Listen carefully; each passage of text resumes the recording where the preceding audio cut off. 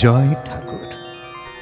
তিনিই গুরু, যিনি অন্ধকার থেকে আলোয় আসার পথ দেখান। শ্রী রামকৃষ্ণ প্রেমবিহারের পূজ্যপাদ আচার্য শ্রীমৎ স্বামী সম্বুদ্ধানন্দের প্রবচন আদেশের অধিকার মালিকের। বীরেন্দ্রবাবু অনেকদিন বাদে এলেন।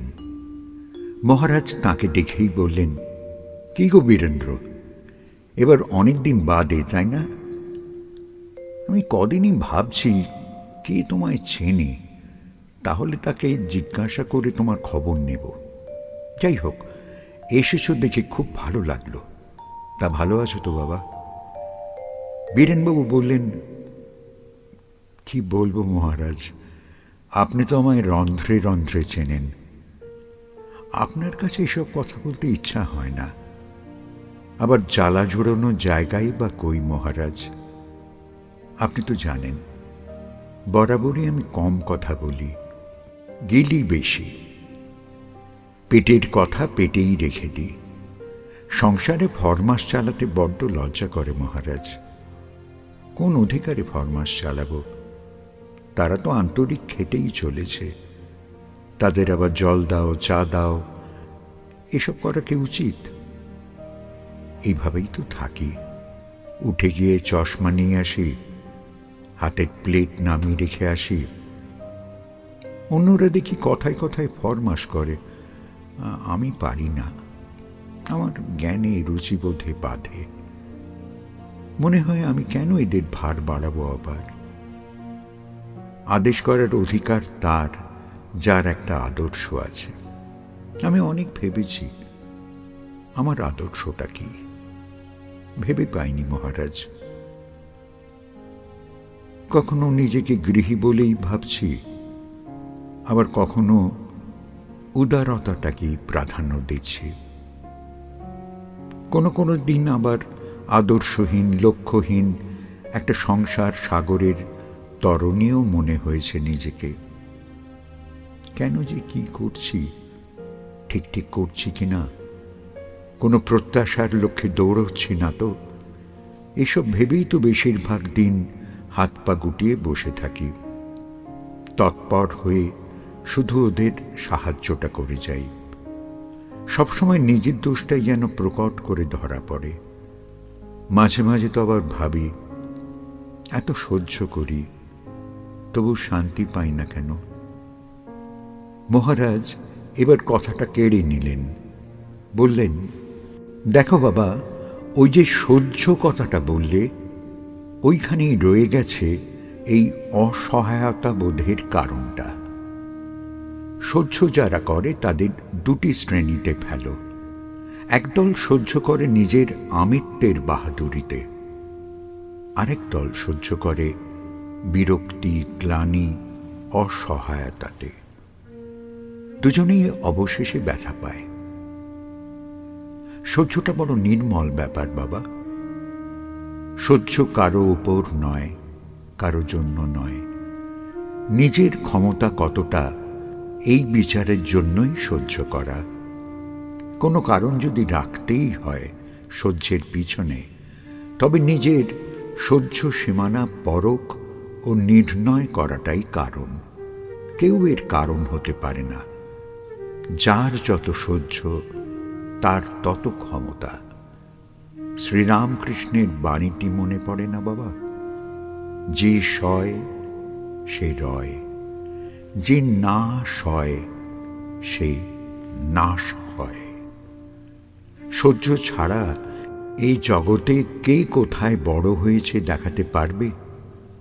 যারা এই সহ্যের জগতের কারবারি, তারা সহ্যটাকে বল ভেবেছেন, আর ক্রমান্বয়ে সহ্য বাড়িয়ে নিজের আত্মশক্তির বল বাড়ানোর চেষ্টা করেছেন। অবশেষে মহান হয়ে গেছেন। আমরা সহ্যটাকে বল ভাবি না, ওইটাতেই সব গোলমাল করে ফেলি। সহ্য তুমি যদি করো তো তোমার উপকারের জন্যই করছো, এতে তোমারই লাভ, তুমিই বড় হচ্ছ। সহ্যের কারণের দিকে তাকালেই পড়ে যাবে। যত সহ্য বাড়াবে ততই উপরে উঠবে, সাধারণ মানুষের চেয়ে উঁচুতে উঠবে। তখন যদি নিচের দিকে তাকিয়ে কতটা সহ্য করেছ এই বিচার করতে যাও, তাহলে পড়ে যাবে। যারা দড়ির উপর দিয়ে হাঁটে তারা নিজের মধ্যে ঢুকে যায়।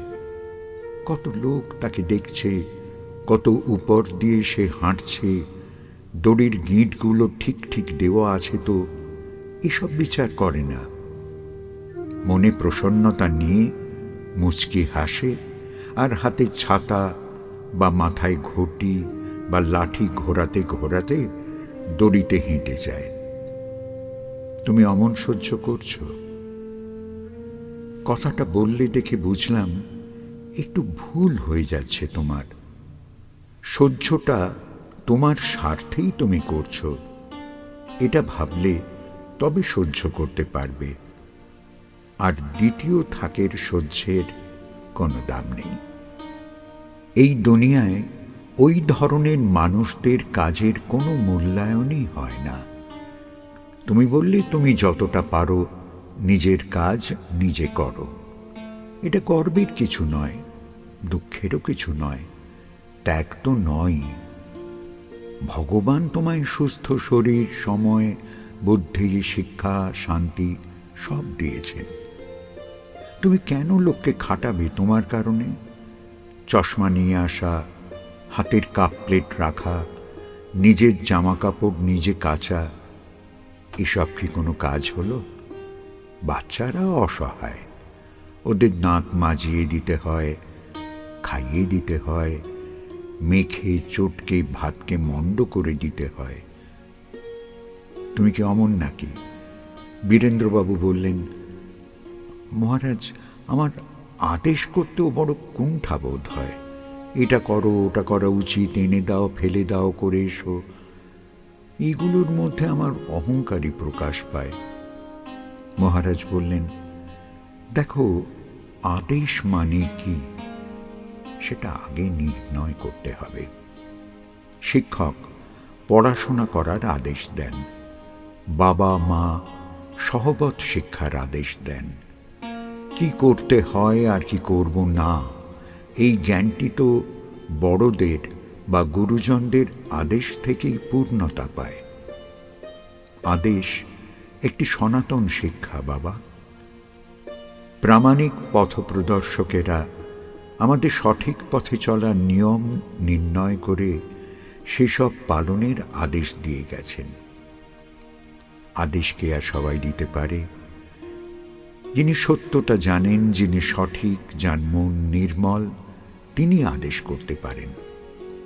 পক্ষপাত, স্বার্থদুষ্ট, ঈর্ষা কবলিত মনে আদেশ মলিন হয়ে কখনো তর্জন, কখনো কপটনীতি, কখনো বা প্রলয়ের পথ হয়ে যায়। আদেশ, উপদেশ, নির্দেশ এসব অতি নির্মল প্রাণ মানুষই করতে পারেন।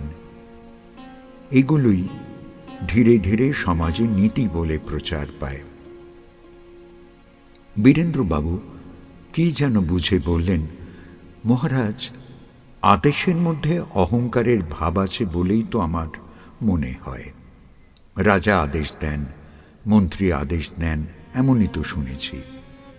রাজার আদেশ, এমন কথা রূপকথার গল্প থেকে ইতিহাস সর্বত্রই তো পেয়েছি। তাই আদেশ এক এক জায়গায় এক এক রকম বুঝেছি।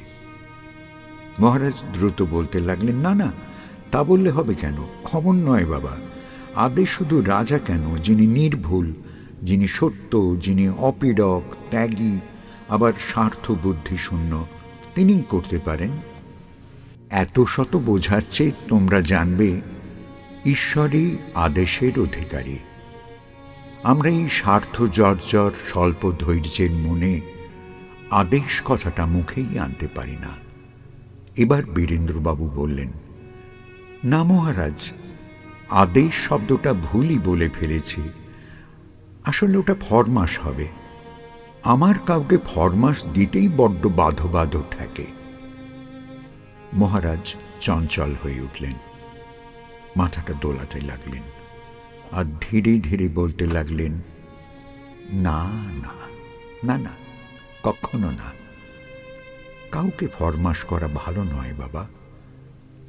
মালিক তার দাসকে ফরমাস দেয়। তুমি কার মালিক যে ফরমাস দেবে? এমনি প্রতিটি মানুষ অসংখ্য ফরমাস সাধন করতেই এখানে এসেছে। তুমি কেন বাছা তার আরো চাপ বাড়াবে? যে যার মতো আদেশ পালন করুক। আমরা এই পৃথিবীতে এসে আমাদের মালিকের আদেশগুলো ভুলেই গেছি বাবা। স্মরণ করে করে ধৈর্য নিয়ে তা পালন করতে হবে। মালিক তো একজন বাবা, তাঁরই কাজে আসা, তাঁরই নির্বাচনে যে যার মতো একটা স্বতন্ত্র জীবন পথ লাভ করেছি, সে পথেই চলতে হবে। তাঁর আদেশ ক্ষুণ্ণ হলেই মহা বিপদের আঁধার ঘিরে ধরে। তখন পতন, দুর্যোগ, হানি সব শুরু হয়ে যায়। আমরা আবার কি আদেশ করব বাছা? যে যার পথ চলো, যে যার মালিকের দিকে খেয়াল রেখে চলো, দেখবে বিপদ বাধা কিচ্ছুটি থাকবে না।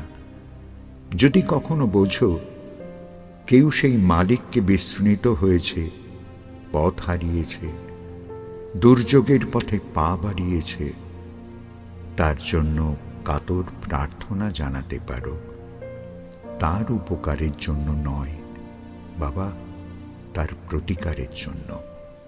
উনি বদ্যি, উনি বিধাতা, উনি ত্রাতা। তোমার বলার অপেক্ষা উনি রাখেন না। তবু কাতরতা প্রার্থনায় চলে। প্রার্থনা করবে এমন অহংকারও ধীরে ধীরে দূর করতে হবে। তাকে প্রার্থনা করতে হয় তো নিজের আত্মিক উন্নতির জন্য করো। সেখানেও জ্ঞান হলে দেখবে সবই সারা ছিল, তুমি অসজাগে ভুল করেছ। সজাগ হলেই সব ঠিক। আর সজাগ হওয়াটাই হল আপ্তবাক্যে বিশ্বাস, শাস্ত্রের মান্যতা, মহাজনদের আদেশের মান্যতা রক্ষা করা।